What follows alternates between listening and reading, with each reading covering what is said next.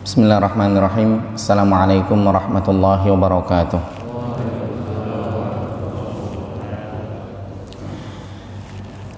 Innal hamdalillah nahmaduhu wa nasta'inuhu wa nastaghfiruh wa na'udzu billahi min shururi anfusina wa min sayyiati a'malina. Man yahdihillahu fala mudhillalah wa man yudlilhu fala hadiyalah. Wa asyhadu an la ilaha illallah wahdahu la syarika lah wa asyhadu anna Muhammadan abduhu wa rasuluhu la nabiyya ba'dah, amma ba'd. Para jamaah yang dimuliakan oleh Allah Subhanahu wa taala, pada kesempatan pagi hari ini, hari Sabtu tanggal 20 Rabiul Akhir tahun 1442 Hijriah atau 5 Desember tahun 2020, kita melanjutkan kajian Sirah Nabawiyah dan kita merujuk kepada kitab buah karya dari Syekh Abu Bakar Al-Jazairi rahimahullah tentang sejarah Nabi Muhammad sallallahu alaihi wasallam.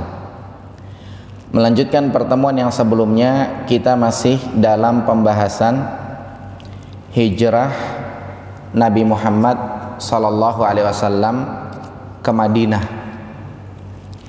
Pada pertemuan yang terakhir kemarin, yang sedang dibahas adalah beberapa peristiwa terkait ketika hijrah Nabi Muhammad SAW di Madinah.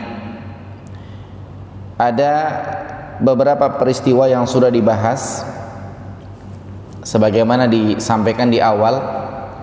Ada hal-hal yang membahagiakan dan ada hal-hal yang membuat sedih Nabi Muhammad sallallahu alaihi wasallam.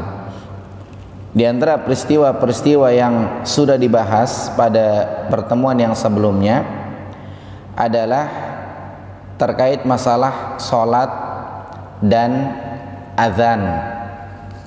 Ya, kita dengar salah seorang sahabat mendapatkan di dalam mimpinya lafaz-lafaz azan, yang mana pada akhirnya itu disetujui oleh Nabi Muhammad SAW, dan yang sebelumnya para sahabat ridwanullah alaihim ajma'in, mereka berbeda pendapat. Sebagian mengusulkan ini, itu, dan seterusnya untuk menginformasikan tentang masuknya waktu sholat dan seterusnya. Ini sudah disampaikan pada pertemuan yang sebelumnya. Kemudian juga ada kejadian wafatnya orang yang memang ada peran di awal-awal Nabi SAW hijrah. Dia punya jasa, sehingga tentunya ketika sahabat tersebut wafat, maka Nabi SAW beliau bersedih. Itu juga sudah dibahas pada pertemuan yang sebelumnya. Kemudian juga terkait lahirnya bayi pertama di dalam Islam dari kalangan orang-orang muhajirin, kemudian juga dari kalangan orang-orang Ansar, yang mana kejadian ini sebagai bantahan kepada orang-orang Yahudi yang mereka telah mengklaim bahwasanya Islam itu sudah disantet, istilahnya nggak bakal ada bayi yang lahir. Akan tapi ternyata faktanya tidak demikian. Kemudian yang terakhir dibahas bagaimana Nabi SAW berkumpul dengan keluarganya di Madinah. Ketika sampai di Madinah, kemudian kota Madinah dibangun dan seterusnya, sampai dihadirkan keluarga Nabi SAW, didatangkan dari Mekah, bisa tinggal bareng bersama dengan Nabi SAW di Madinah. Ini sudah dibahas pada pertemuan yang sebelumnya.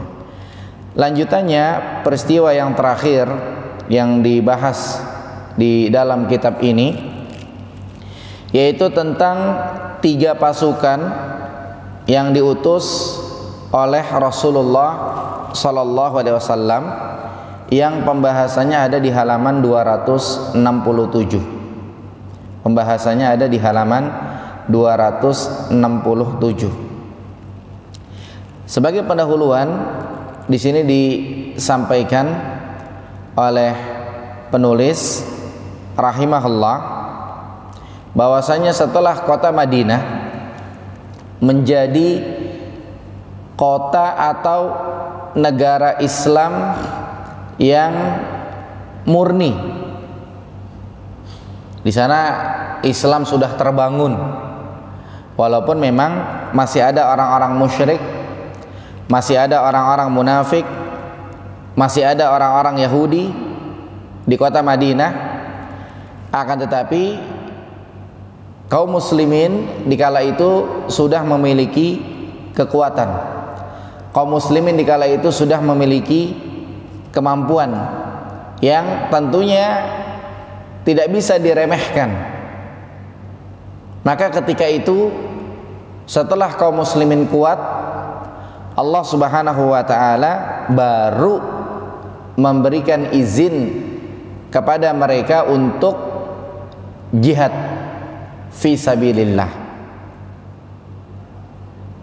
Karena memang kalau kita lihat rentetannya di dalam Al-Quran, dari awal mereka di Mekah ternyata sudah ada yang ngompor-ngompori jihad,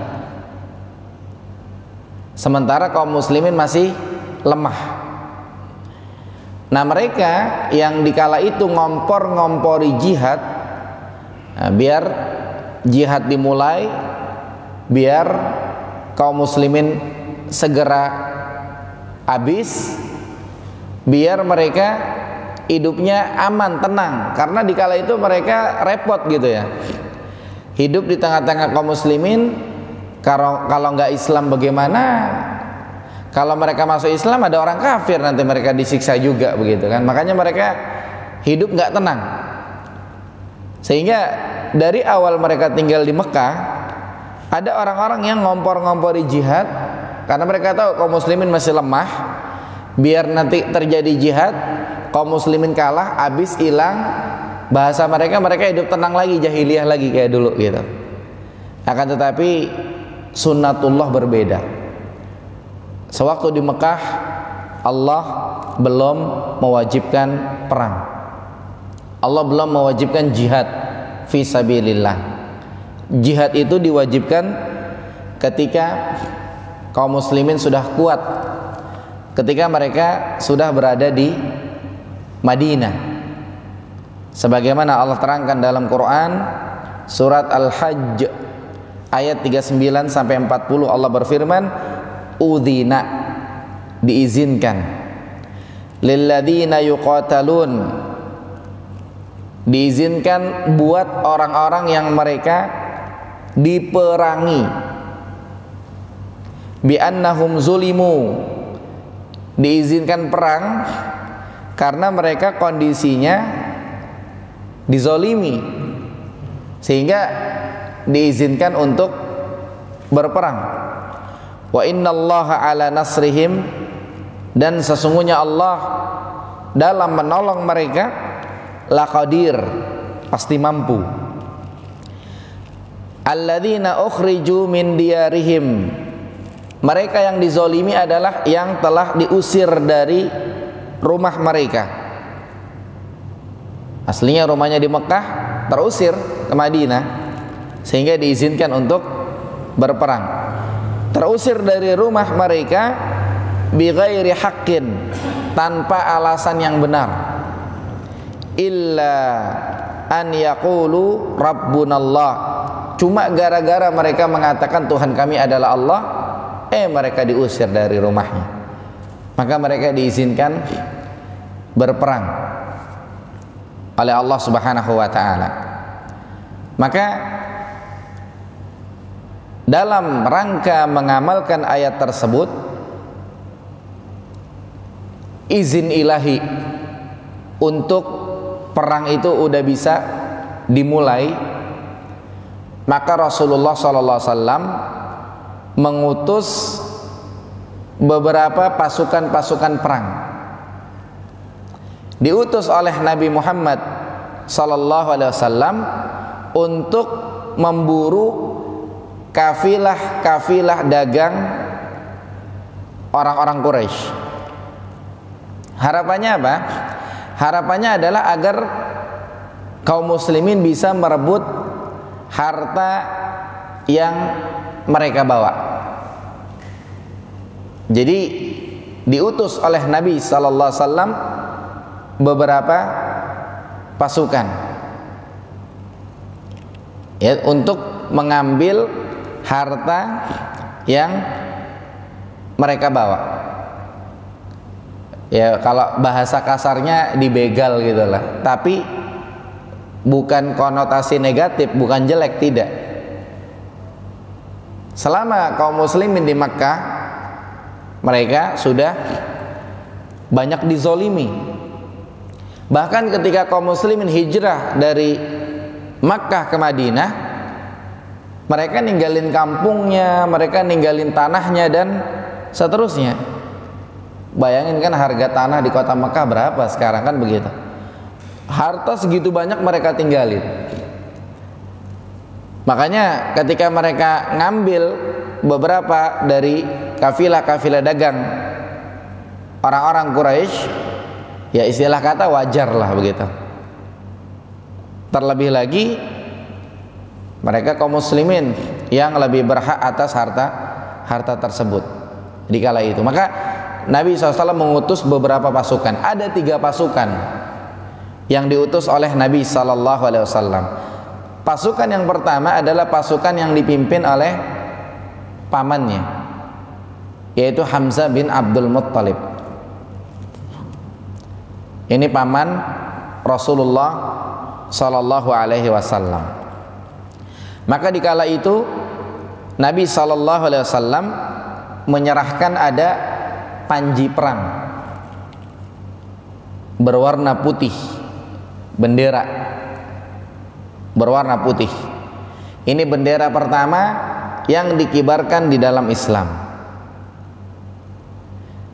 Nabi SAW mengutus bersama dengan Hamzah bin Abdul Muttalib ada 30 orang-orang muhajirin. Ada 30 orang-orang muhajirin. Ya, tugasnya apa? Tugasnya mereka menghadang kafilah dagang yang melewati satu tempat yang bernama Saiful Bahar. Ada satu tempat bernama Saiful Bahar. Di sana bakal lewat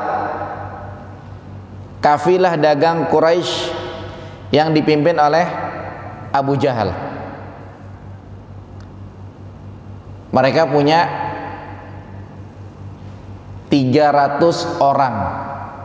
Yang mereka punya 300 orang. Akan tapi memang di situ tidak terjadi peperangan. Karena ada seseorang yang bernama Majdi bin Amr al-Juhani.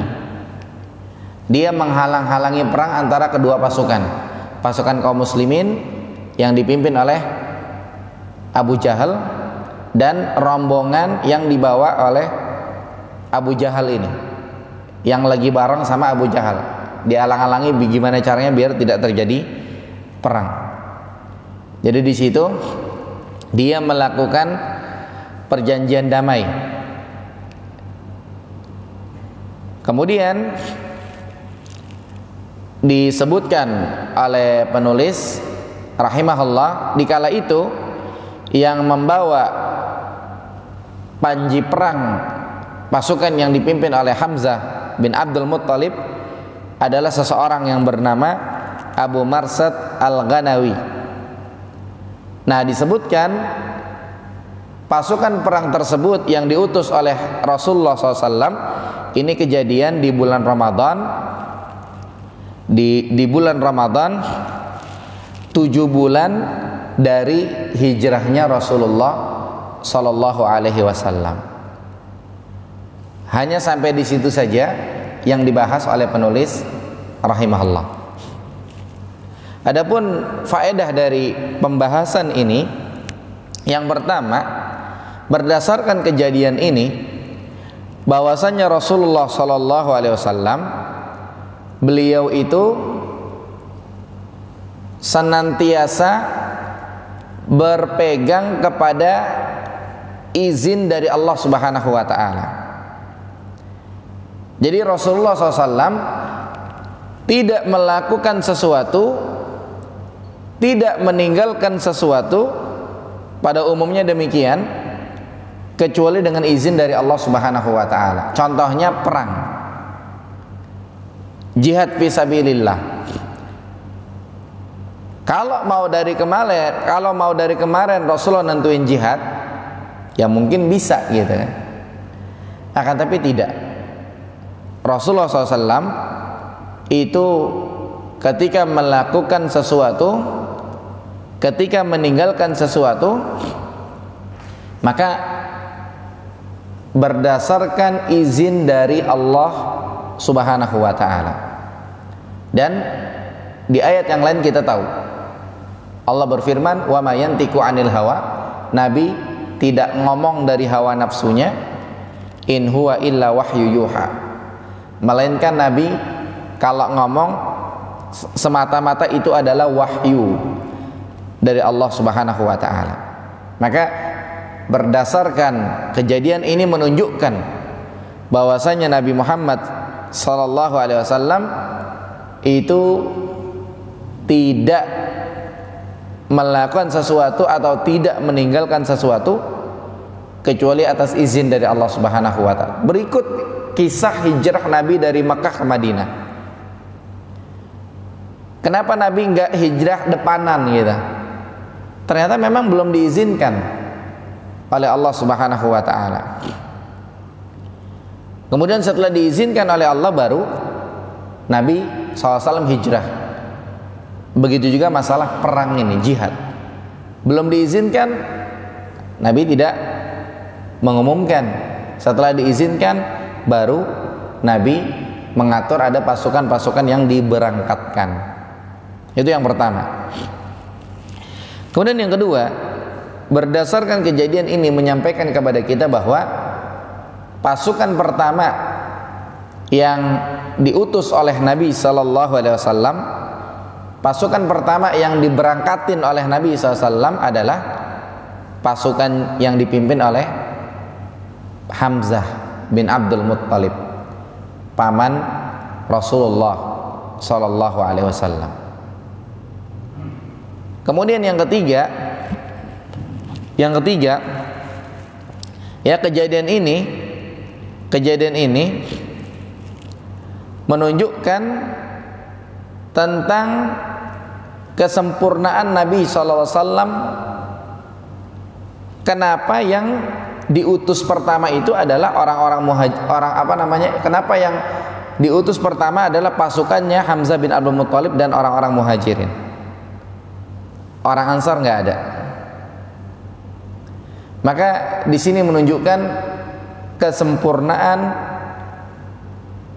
Nabi Muhammad sallallahu alaihi wasallam, sehingga beliau menetapkan pasukan pertama yang diberangkatkan adalah pasukan yang dipimpin oleh Hamzah bin Abdul Muttalib, dan di situ hanya ada orang-orang muhajirin saja. Jadi tidak sembarang yang ditetapkan oleh Nabi sallallahu alaihi wasallam.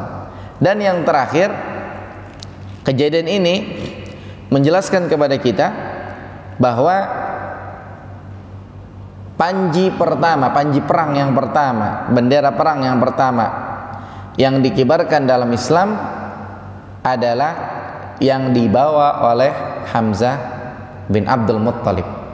Selesai. Ini pasukan yang pertama.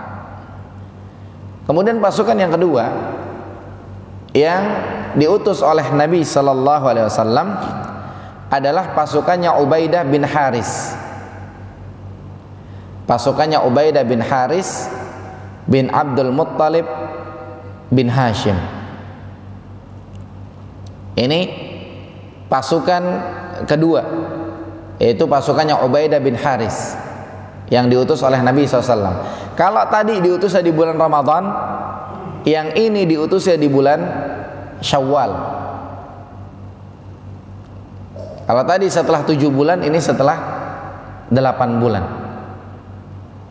Maka Nabi SAW mengutus pasukan Ubaidah bin Haris ini.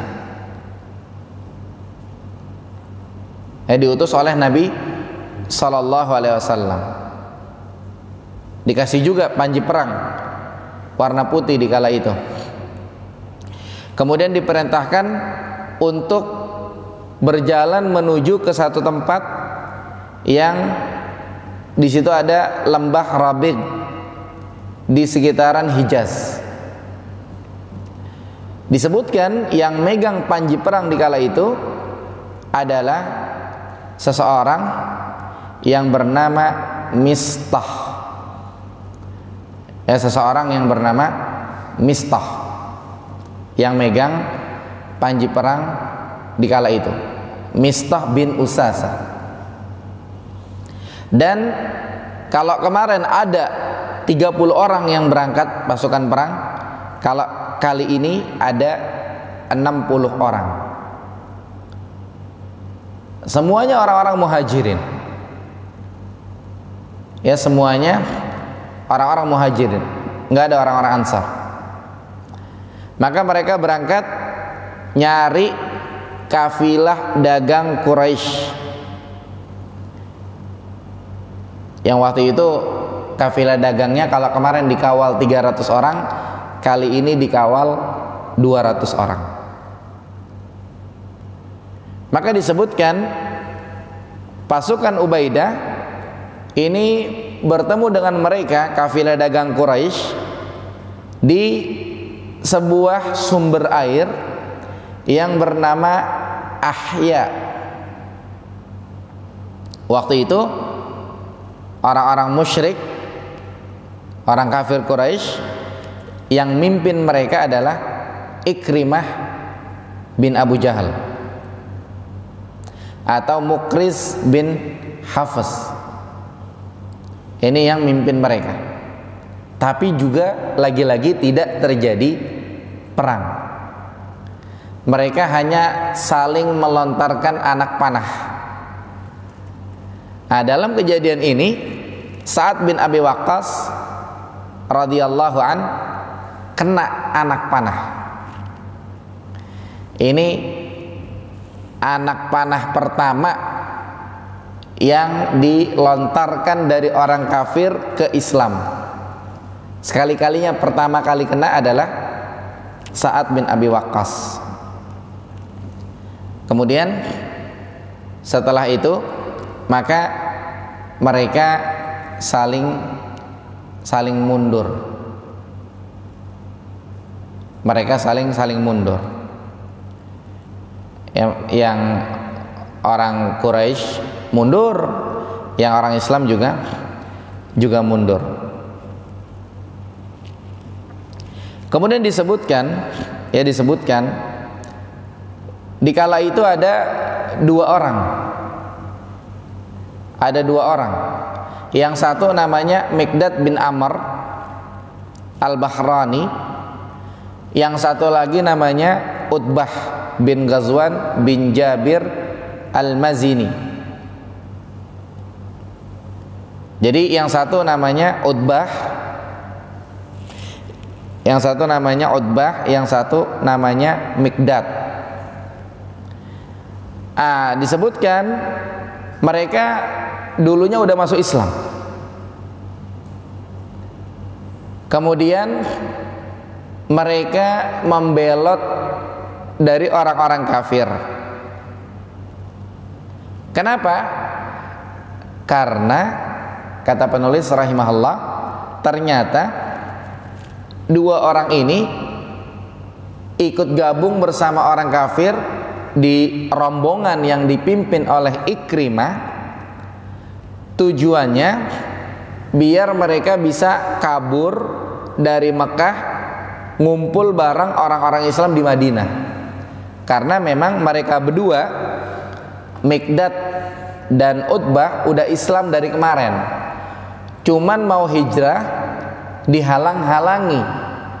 Akhirnya mereka pura-pura gabung sama orang kafir. Nah, ketika terjadi saling melontar anak panah, saling mundur kedua rombongan tadi, ada rombongannya Ubaidah dari kaum muslimin dan rombongannya Ikrimah dari orang kafir. Dikala itu baru dua orang ini kabur, gabung dengan orang-orang Islam. Ini kejadian pasukan perang yang kedua yang diutus oleh Nabi Muhammad sallallahu alaihi wasallam. Nah, kesimpulan dari kejadian ini, yang pertama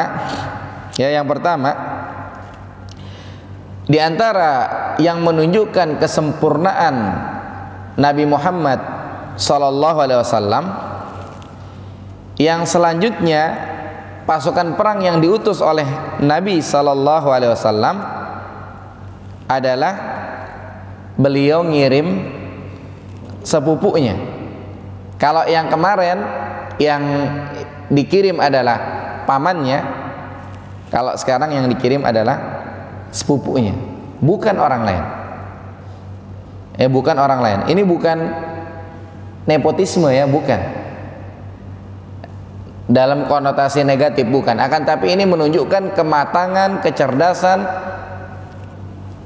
akalnya Nabi Muhammad sallallahu alaihi wasallam.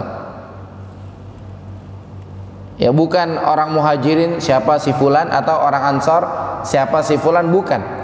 Tapi yang diutus keluarganya begitu. Nah, di sini Nabi sallallahu alaihi wasallam ingin ngasih contoh begitu terkait akhlak dan kepribadian.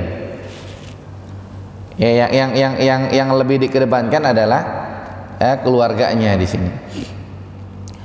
Kemudian yang kedua, dalam kasus ini, dalam kejadian ini menunjukkan keutamaan Mistah, karena Mistah yang megang panji perang. Nah, Mistah ini siapa?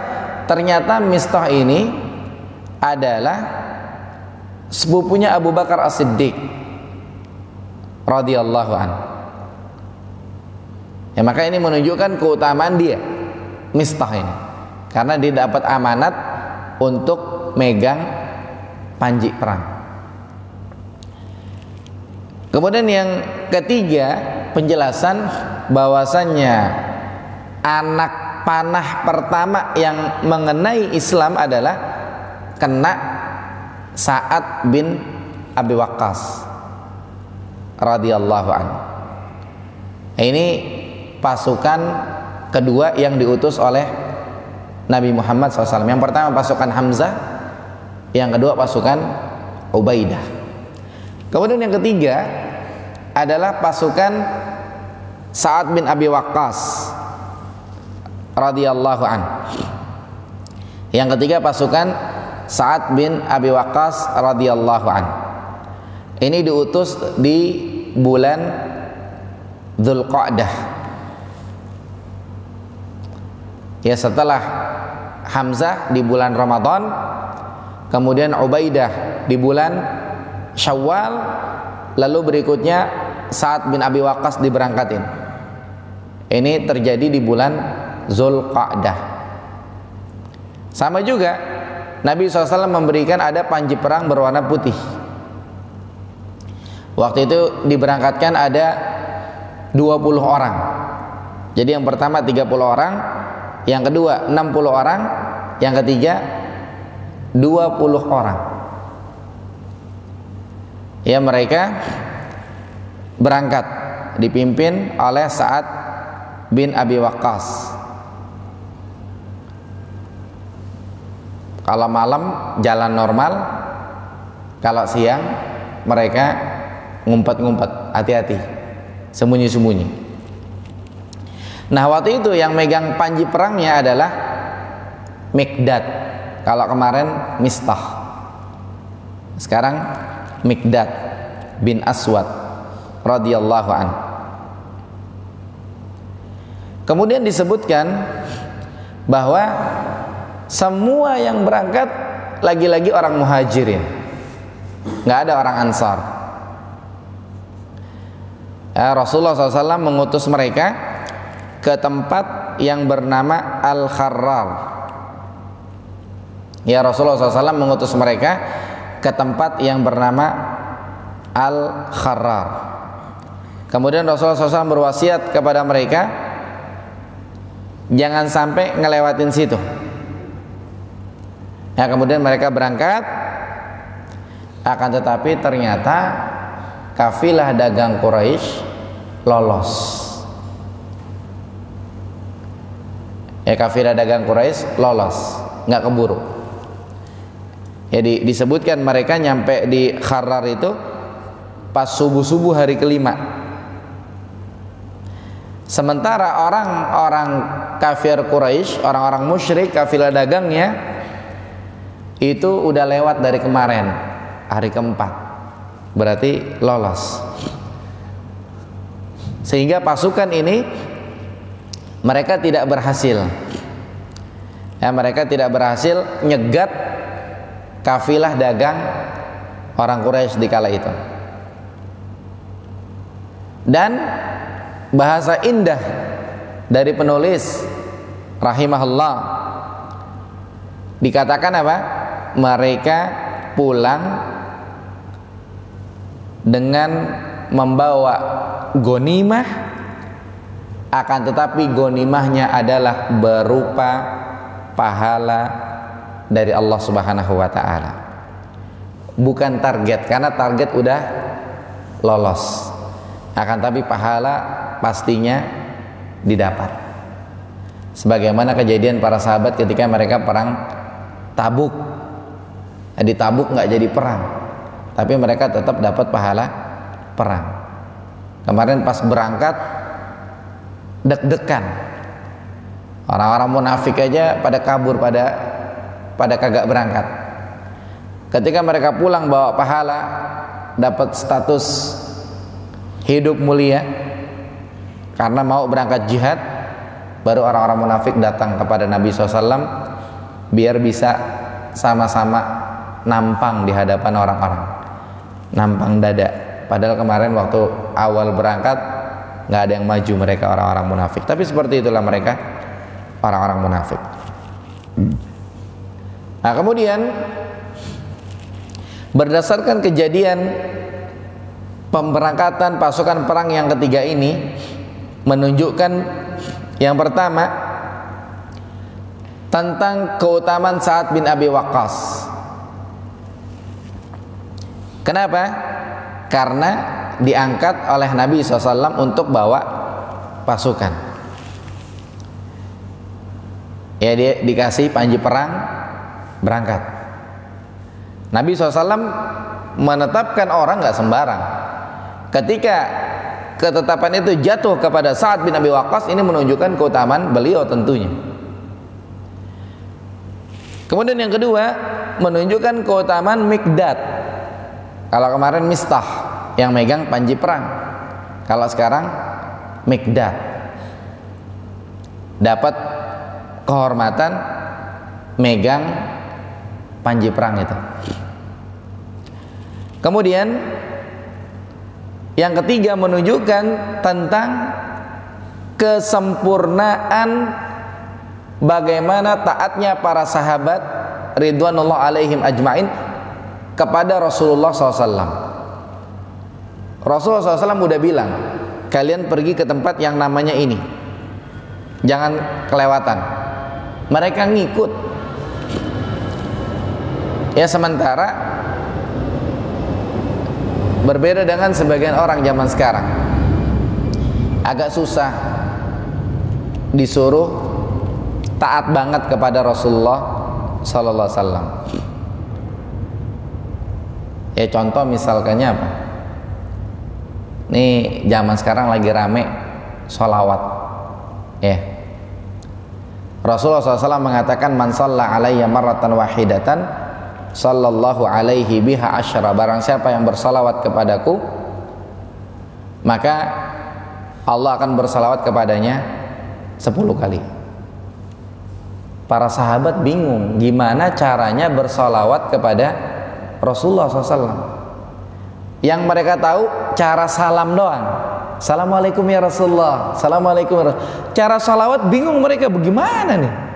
Akhirnya pada nanya kepada Rasulullah SAW, baru diunjukin yang paling afdol baca salawat Ibrahimiyah. Allahumma salli ala Muhammad wa ala ali Muhammad kama sallaita ala Ibrahim wa ala ali Ibrahim innaka Hamidum Majid, dan seterusnya. Zaman sekarang yang doyan-doyan salawat, mereka punya salawat ini, salawat ini, salawat ini, salawat. Kalau dibilangin, ya Allah alam ya, kayaknya nggak yakin juga, paling ngebela diri. Ini kan salawat cinta Nabi. Kata Rasulullah, barang siapa yang bersalawat kepadaku 1 kali, Allah bersalawat kepada dia 10 kali. Kita harus menyemarakkan salawat, padahal maksud kita lain, sementara dia nanggepinnya lain gitu kan. Kita cuma pengen bagaimana kita bisa seperti sahabat. Para sahabat sempurna. Nabi bilang berhenti di tempat ini, kagak ngelewatin mereka. Orang sekarang wallahu a'lam, ada aja jawabannya begitu mungkin kalau dibilang. Maka jadilah kita seperti mereka para sahabat. Makanya Nabi bilang benar banget dalam hadis yang lain itu, jangan kalian menghina sahabatku. La tasubbu ashabi, kata Nabi SAW. Jangan kalian hina sahabatku. Falau anna ahadakum anfaqa dhahaban mithla Uhudin ma balagha muddan wala nasifahu.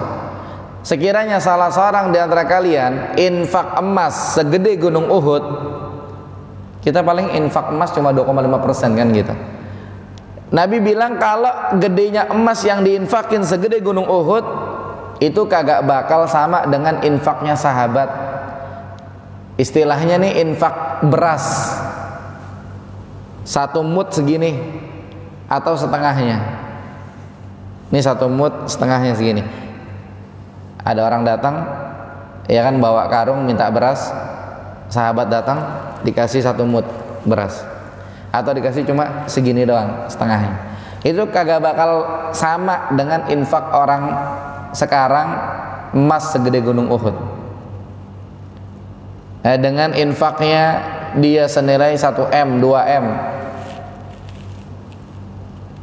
Ya, ada nggak orang infak 1M, 2M? Ada. Saya pernah dengar di Kuwait ada teman sekolah di sana. Ada orang zakat mal, kan zakat mal ini tiap tahun gitu kan, setelah nisab haul tahun ini tahun besok. Itu zakat malnya dia ada yang jatuhnya 1M. Ada yang jatuhnya 2M. Tapi itu nggak sama dengan infaknya para sahabat ridwan alaihim ajmain. Karena begitu mereka mengikuti perintah Rasulullah sallallahu alaihi wasallam. Bahkan disebutkan Ibnu Umar radhiyallahu anhuma. Ibnu Umar itu pernah keliling kota Madinah naik onta. Istilah kita bilang kagak ada kerjaan. Para sahabat nanya, ngapain keliling kota Madinah naik onta? Kata Ibnu Umar, dia pengen kaki onta dia itu ngepas dengan bekas kaki onta Rasulullah SAW, saking ngalap berkahnya. Sementara kita sebagian kaum muslimin, kalau diajak ngepas dengan sunnah Nabi SAW, nyautin aja dia gitu kan. Maka beda kelas antara kita dengan para sahabat ridwanul alim ajmain. Maka banyak-banyak kita belajar, banyak-banyak kita berdoa agar gampang kita dibilangin. Kadang-kadang ya kita hilap juga ya, datang seseorang omongan dia benar, sesuai dengan Quran, sesuai dengan sunnah, dengan paham yang sahih lagi. Kita ada aja nyautin gitu kan ketika dia ngebilangin kita. Ini kadang-kadang kita juga hilap.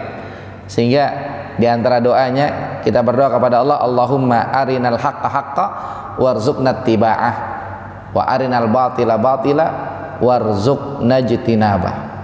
Dan doa-doa yang lain, Rabbi zidni ilman warzuqni fahman, Allahumma inni as'aluka ilman nafi'an wa rizqan thayyiban wa amalan mutakabbalan, dan seterusnya. Itu selesai pembahasan terkait berbagai peristiwa yang terakhir tadi, yaitu Nabi SAW mengutus ada beberapa pasukan perang.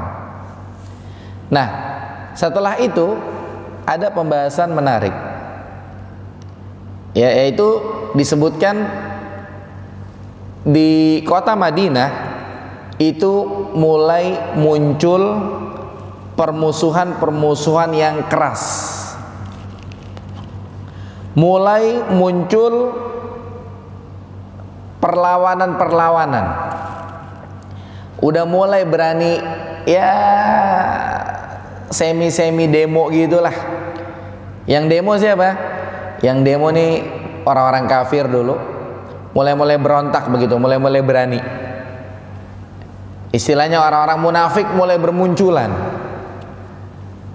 Ya, orang-orang munafik mulai bermunculan. Maka disebutkan setelah tahun pertama dari hijrahnya Nabi Muhammad sallallahu alaihi wasallam, kemudian setelah kelihatan tanda-tanda kemenangan Islam, kemudian setelah muncul kemuliaan Islam, maka dikala itu orang-orang munafik dari orang-orang Yahudi ada, dari orang-orang musyrik juga ada, maka mereka mulai bermunculan. Mereka mulai bermunculan. Mereka mulai bentuk kelompok-kelompok. Mulai mereka memunculkan konspirasi-konspirasi untuk melawan Islam. Akhirnya apa? Akhirnya kota Madinah suasananya mulai sedikit memanas. Mulai ada yang ngompor-ngompori. Karena apa? Muncul orang-orang munafik, baik orang-orang Yahudi atau orang-orang musyrik. Nah, di sini akan disebutkan oleh penulis rahimahullah nama-nama mereka. Kemudian akan disebutkan sepak terjang mereka, ulah mereka, perbuatan mereka. Ada dari kalangan orang-orang Yahudi dan ada dari kalangan orang-orang musyrik. Yang pertama dari orang-orang Yahudi dulu. Dari orang-orang Yahudi ada seseorang yang bernama Zaid bin Lisid. Zaid bin Al-Lisid. Siapa ini Zaid bin Lisid ini? Zaid bin Lisid adalah seseorang yang berkata ketika onta Nabi hilang, onta Nabi kejadian pernah hilang, maka Zaid bin Lisid bilang, Muhammad itu ya ngeklaim dia Nabi. Kata Zaid bin Lisid di kala itu, yaz'um Muhammad annahu Nabi. Muhammad mengira dia adalah seorang Nabi. Ya'tihi khabarus sama. Dia nerima wahyu dari langit. Ngomongnya gitu. Wa huwa la yadri aina naqatuhu.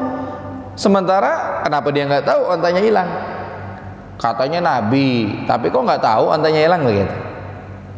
Nah, ketika kata-katanya itu didengar oleh Nabi SAW, sampai informasinya kepada Nabi SAW, maka Nabi berkata, wallahi, demi Allah, la a'lamu illa ma 'allamanillah.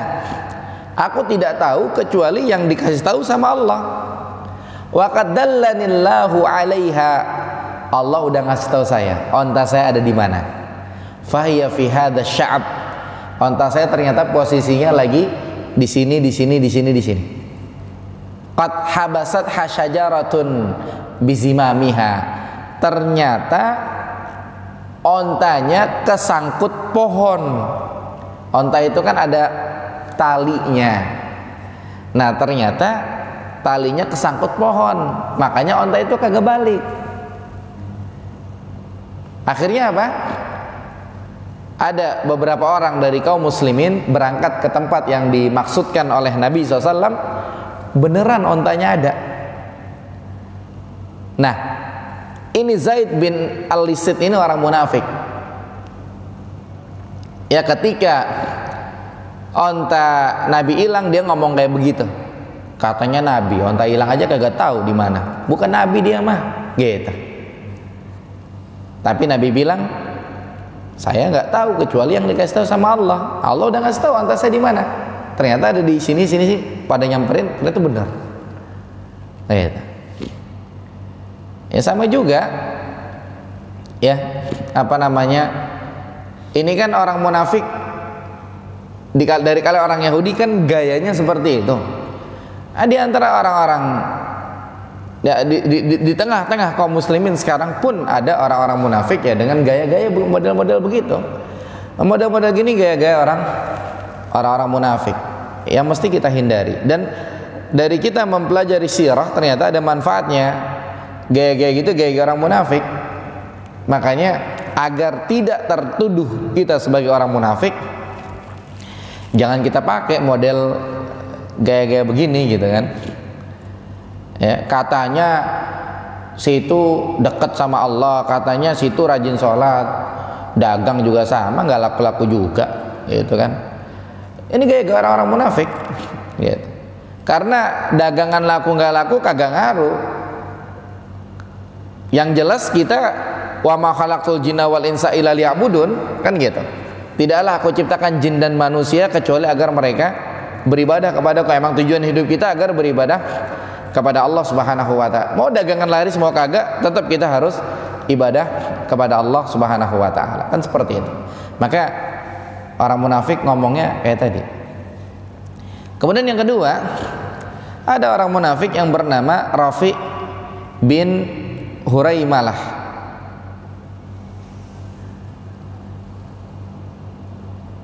Rafi bin Huraimalah ini siapa dia? Dia adalah seseorang yang ketika dia mati, Nabi ngomong tentang dia. Nabi bilang apa? Matal yaum azim min uzama'il munafikin. Hari ini telah mati dedengkotnya orang munafik. Yang dimaksud adalah Rafi bin Huraimalah. Dan sekali lagi ya, Nabi kalau ngomong gitu, itu adalah wahyu dari Allah Subhanahu wa taala. Maka orang munafik yang kedua namanya Rafi bin Huraimalah.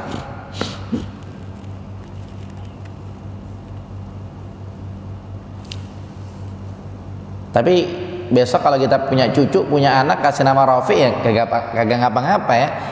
Karena orang kafir dulu aja namanya Abdullah gitu kan, nggak masalah. Karena memang orang kafir dulu, biar kafir-kafir tahu Allah dia, gitu. Biar musyrik-musyrik nyembahnya Lata Uzza Manat, tapi mereka kenal Allah. Mungkin istilahnya kalau mau dibanding-bandingin sama kita yang istilahnya sama-sama orang awam, mungkin masih pintaran mereka begitu. Buktinya aja Abu Thalib ketika detik-detik meninggalnya Abu Thalib lagi sakit-sakitan gitu, datang Nabi Muhammad SAW ngajakin Abu Thalib biar masuk Islam, disuruh ngucap kalimat la ilaha illallah. Di situ ada Abu Jahal. Ada Abu Jahal. Kemudian Abu Jahal ngomong, emang atarghabu am millati Abdul Muttalib? Apakah engkau udah benci sama alirannya Abdul Muttalib, istilahnya keyakinan mereka begitu. Karena mereka tahu kalau udah ngucap la ilaha illallah itu udah kagak boleh lagi ke Lata Uzza Manat, karena kalau ngucap la ilaha illallah masih ke Lata Uzza Manat batal ucapannya. Istilahnya mereka udah ngucap tapi kok masih datang ke Lata Uzza Manat, malu-maluin. Kayak ceritanya Hamzah bin Abdul Muthalib masuk Islam. Masih ingat ceritanya? Hamzah bin Abdul Muthalib pulang berburu. Kemudian ada perempuan yang ngasih tahu sama Hamzah bin Abdul Muthalib. Dibilangnya tadi keponakan kamu Muhammad habis diisengin sama Abu Jahal, kan begitu. Langsung Hamzah marah, didatangin Abu Jahal, langsung Abu Jahal nggak tahu digampar apa ditonjok begitu. Hamzah langsung bilang apa? Ini Hamzah nih preman di kala itu ya. Nonjok Abu Jahal, gampar Abu Jahal kagak berani ngelawan. Ya dia yang nonjok preman cuma ngelihat doang gitu Abu Jahal. Langsung Hamzah bilang apa? Kamu nih ngisengin Muhammad ya? Kamu nggak tahu keyakinan saya udah sama dengan keyakinan dia. Padahal Hamzah belum mengucap la ilaha illallah. Mungkin dia juga kagak ngerti kalau pengen masuk Islam harus mengucap la ilaha illallah, dia mungkin kagak ngerti. Tapi dia ini kan preman, istilahnya preman dalam tanda kutip tokoh begitu kan, yang kalau ngucap kemudian pelin-pelan kan malu-maluin begitu kan. Maka dari situ Hamzah keingetan terus gitu kan, udah ngomong gitu depan Abu Jahal, ya mau nggak mau harus Islam gitu kan. Kalau memang kagak ya jatuh harkat dan martabat dia sebagai Hamzah bin Abdul Muthalib yang udah dikenal di tengah-tengah orang-orang kafir Quraisy di kala itu gitu kan. Mau nggak mau akhirnya masuk Islam kan begitu.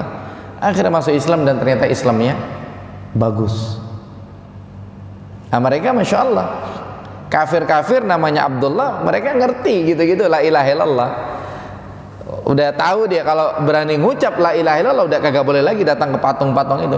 Sementara beda dengan sebagian kaum muslimin sekarang, ngucapnya udah la ilaha illallah tapi ya sebagian mereka masih minta sama kuburan, atau sebagian mereka masih minta sama kiai yang dianggap soleh, minta air ya, padahal yang menyembuhkan adalah Allah Subhanahu. Mereka hilap mungkin ya, mereka lupa sampai jatuh ke dalam kesyirikan seperti itu.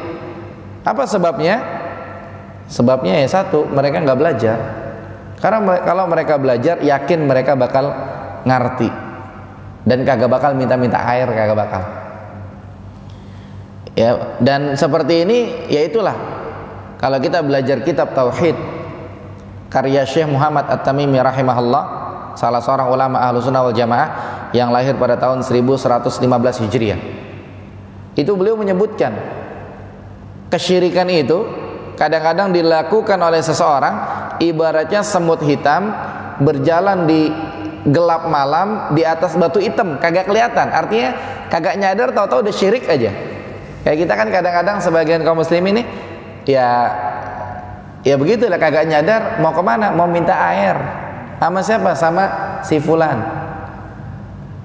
ngapain minta air gitu kan, sementara yang maha menyembuhkan adalah Allah Subhanahu wa ta'ala. Itu kadang-kadang gitu nggak berasa udah melakukan kesyirikan, cuma detailnya di pembahasan tauhid.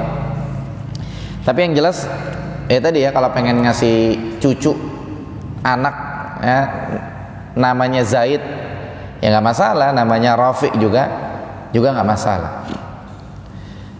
Kemudian yang berikutnya ada orang munafik namanya Rifa'ah bin Zaid At-Tabut. Kemudian ada namanya Suwaid bin Al-Haris. Ini dua orang ini dia pura-pura masuk Islam. Kenapa pura-pura masuk Islam? Makar. Ya mereka makar. Dan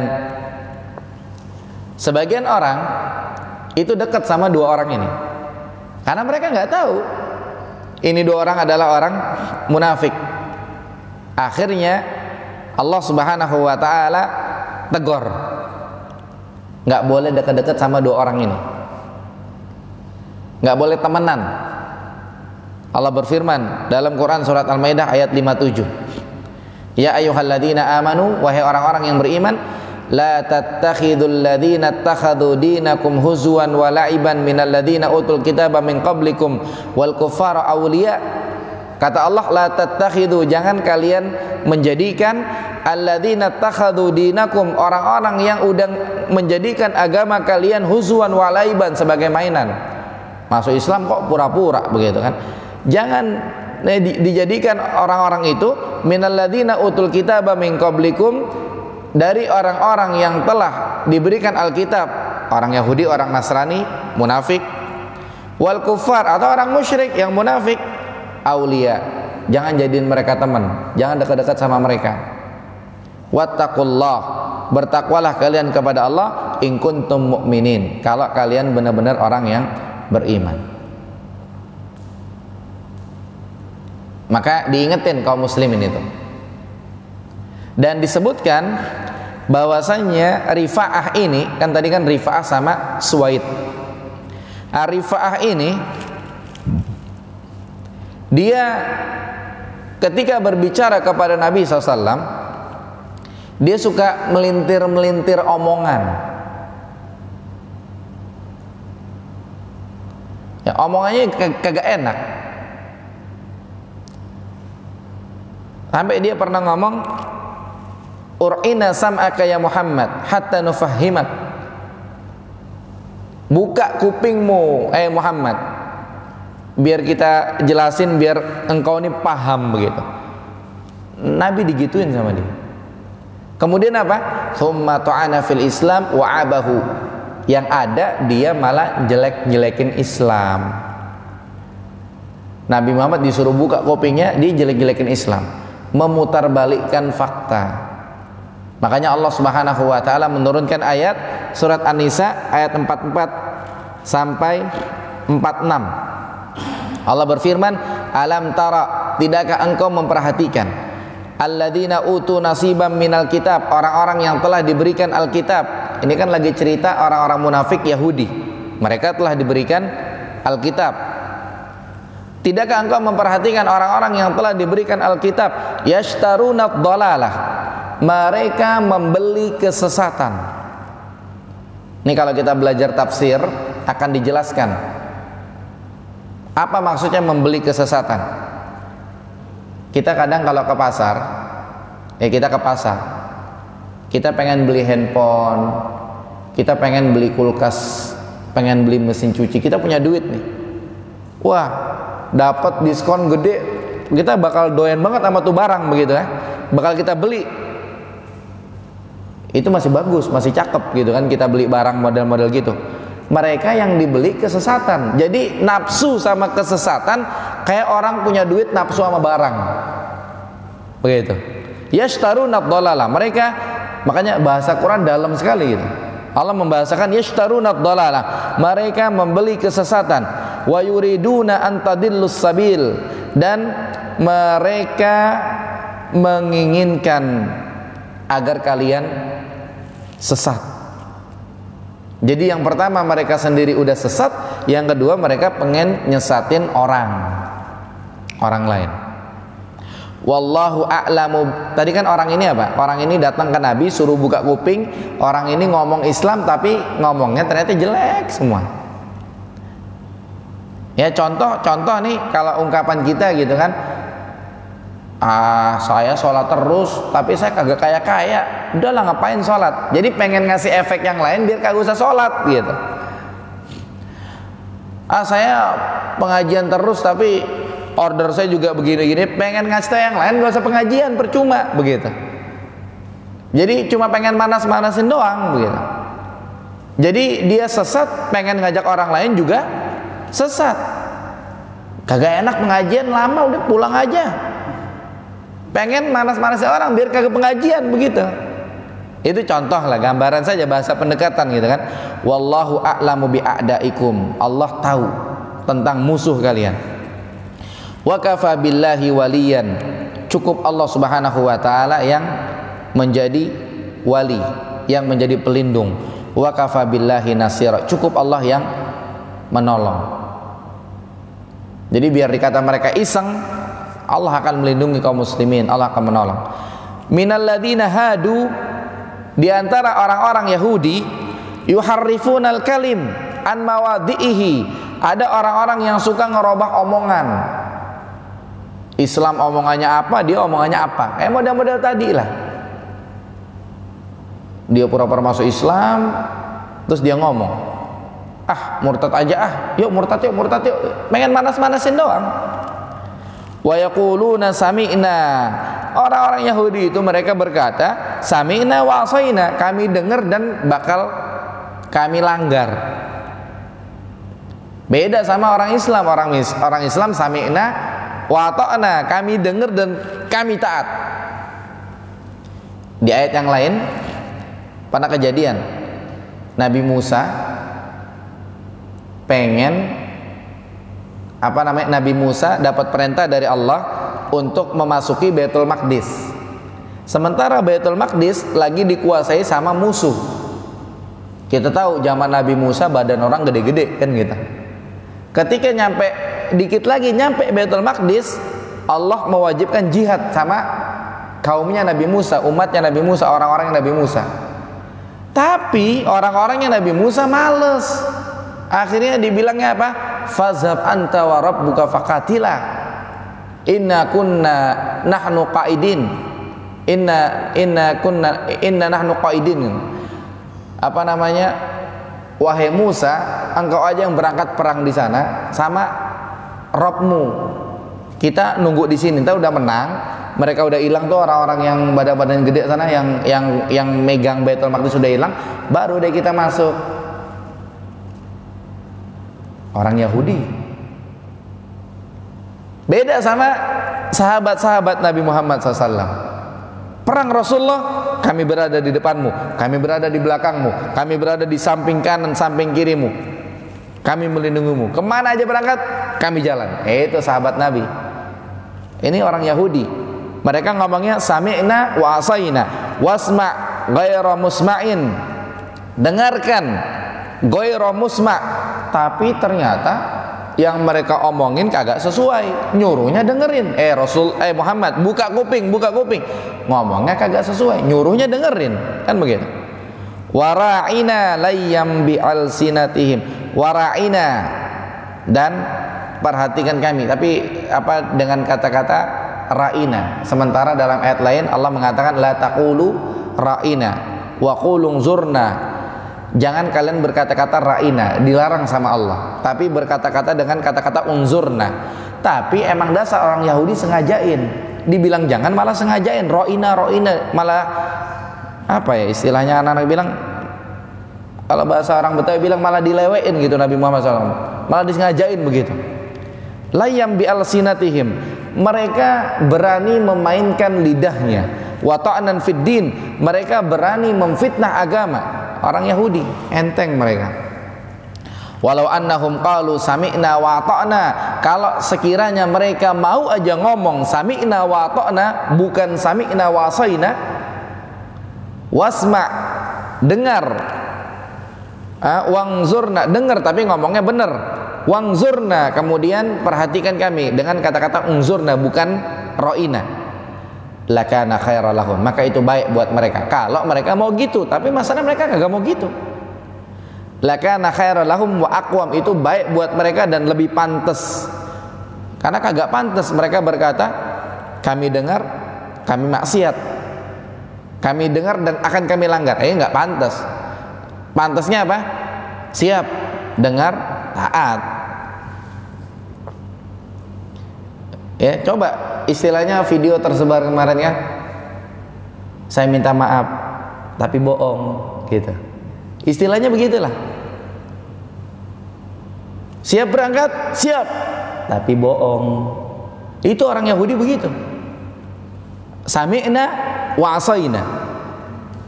Walakin la'anahumullah. Akan tapi mereka dilaknat oleh Allah. Karena mereka kagak mau begitu, kagak mau sami'na wa ata'na.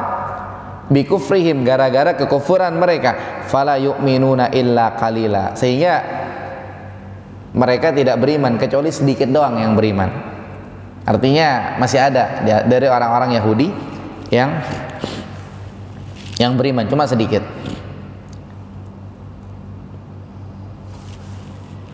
Kemudian yang 2 menit lagi. Insya Allah saya juga nggak bakal ngomong sampai jam 9 ya. Saya lihat jam, 2 menit lagi. Kemudian yang berikutnya, ada orang munafik dari orang Yahudi namanya Sa'ad bin Hunayf, ada Nu'man bin Aufa bin Amr, dan saudara-saudaranya Utsman bin Aufa. Tapi sekali lagi ya jangan jangan demam dengan nama-nama ini ya. Punya anak namanya Utsman, jangan Utsman orang munafik dulu, ya enggak. Ada Utsman juga sahabat Nabi SAW, kan seperti itu. Kemudian yang berikutnya ada namanya Silsilah bin Yarham, kemudian Kinanah bin Surya. Nah, mereka semuanya ini adalah ulama-ulama Yahudi pura-pura masuk Islam untuk dalam rangka makar, pengen bikin fitnah, pengen bikin orang biar beda pendapat, biar bermusuhan dan seterusnya. Mereka semua dilaknat oleh Allah Subhanahu wa taala. Yang disebutkan 9 orang yang tadi disebutkan dari pertama sampai ke 9 itu. Ya, dari pertama Zaid, Rafi', Rifa'ah, kemudian Suwaid, kemudian Sa'ad, kemudian Nu'man, kemudian Utsman, kemudian Silsilah dan Kinanah. 9. Tapi saya nggak sebut nama bapaknya ya, langsung nama dianya tadi. Ini ternyata mereka semuanya adalah ulama-ulama Yahudi yang pura-pura masuk Islam. Kafirnya secara batin, lahirnya, zahirnya Islam. Dan ternyata tujuan mereka ingin nginjek-nginjek Islam. Tujuan mereka ingin membuat kegaduhan di tengah-tengah kaum muslimin, ingin bikin fitnah. Buat siapa? Buat orang-orang yang imannya tanggung, buat imannya lemah. Kan gak semua sahabat imannya level-level tinggi gitu kan. Ada iman-iman yang tanggung. Kemudian juga tujuan mereka ingin mempelajari Islam dari dalam, ingin menggerogoti Islam dari dalam. Gimana sih orang Islam ini kalau dakwah? Gimana sih kalau ini itu bisa mereka nyebarin Islam itu, dakwah itu gimana sih, dan seterusnya. Kenapa mereka lakukan itu? Mereka lakukan itu ingin mempertahankan keberadaan mereka ternyata.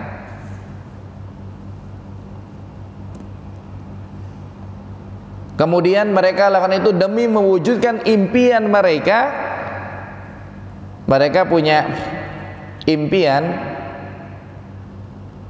nanti wilayah-wilayah yang mereka maksudkan itu akan balik lagi mereka kuasai.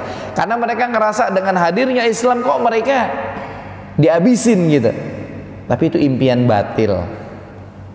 Nah, ini orang-orang munafik dari kalangan orang-orang Yahudi. Ada lagi orang-orang munafik dari kalangan orang-orang musyrik, tapi karena terbatas waktu, insya Allah kita sempurnakan pembahasannya pada pertemuan yang akan datang. Kita ketemu lagi tahun depan, insya Allah. Ya, tanggal 2 Januari.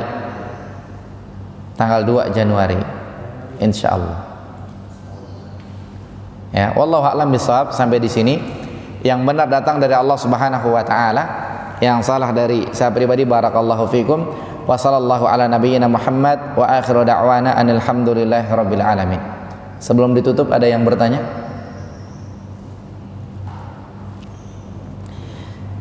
Baik, kalau tidak ada kita tutup insyaallah. Mungkin yang terkait pertanyaan pribadi langsung ketemu saya saja boleh insyaallah. Sampai di sini demikian. Subhanakallahumma wa bihamdika asyhadu an la ilaha illa anta astaghfiruka wa atubu ilaik. Wassalamualaikum warahmatullahi wabarakatuh.